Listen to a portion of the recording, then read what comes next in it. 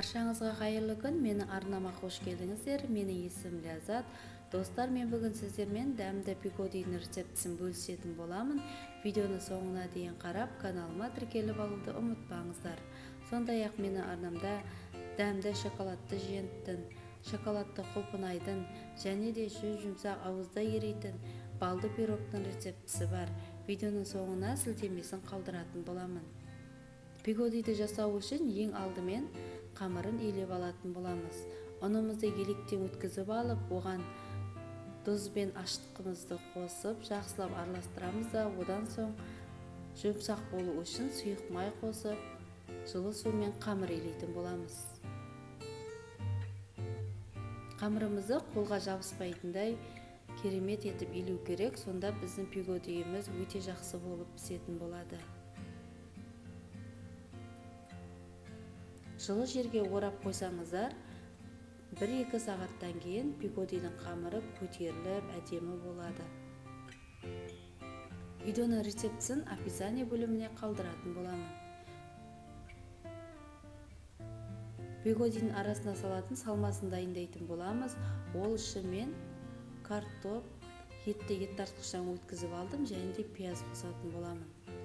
Картоптың орнына капуста қоссаңыздар да керемет болады. Бірақ мен балаларым картопты жақсы көретін болғандықтан мен картоп қостым. Достар, егер де осы видеомды пайдалы деп тапсаңыз, онда өздеріңіздің достарыңызбен немесе құрбыларыңызбен төмендегі поделиться батырмасын басу арқылы бөліссеңіздер болады. Менің видеомның таралуына өз үлесіңізді қосып жіберіңіз. Тұз бұрышымызды қосып, жақсылап араластырып қоямыз. Менің каналымды қолдап жіберіңіздер. Сіздердің болмашы ғана әрекеттеріңіз мен үшін өте маңызды.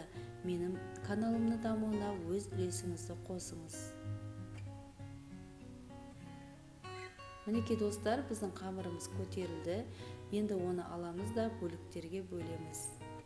Достар, каналыма тіркелуді ұмытпаңыздар.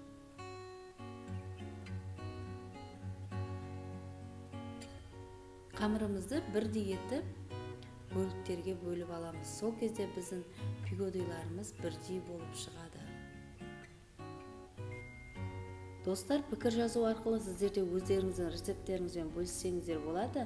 Мен міндетті түрде оқитын боламын. Және де сіздердің рецептеріңізбен мен де жасап көремін. Негізі осы пигодийді корей халқының ұлттық тағамы деп жатады. Бірақ егер де жасап көрсеңіздер, буда піскен бұл тағам өте керемет, әсіресе балаларға да өте ұнайды. Дәл осылайша өру арқылы пигодийімізді дайындаймыз. Сіздерге түсінікті болу үшін жақынырақ көрсеткен болатынмын.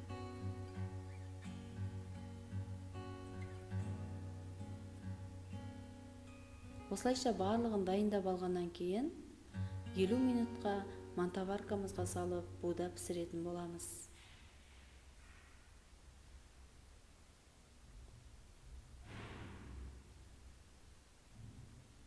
Мінекей достар, біздің пигодийіміз пісіп қалды.